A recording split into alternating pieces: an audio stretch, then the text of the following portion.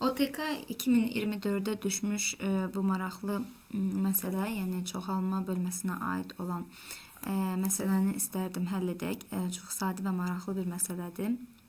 Deməli, 28 günlük aybaşı sikli şəraitində qadında ovulyasiya etmiş yumurta hüceyrələrdə cəmi 286 autosom xromosom olub. Prosesin neçə il müddətində getdiyini deyir, hesablayın.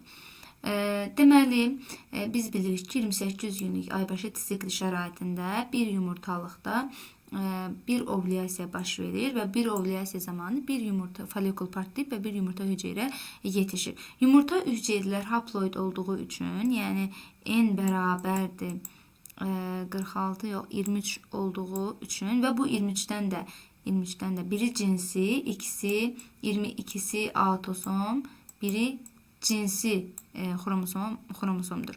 İndi ovulyasiya etmiş yumurta hüceyrədə, yəni n bərabərdir 22 plus bir xromosoma malikdir.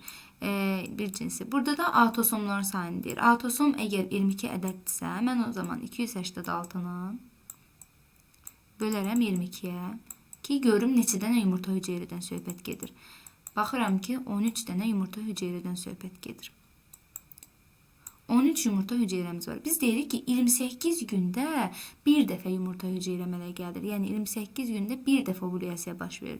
Onda mən 13'ü vuraram 28'ə ki, görüm söhbət neçə gündən gedir. Və buradan da alıram ki, 364 gündən gedir söhbət. Gün. 364 gündə bərabərdir bir il müddətinə.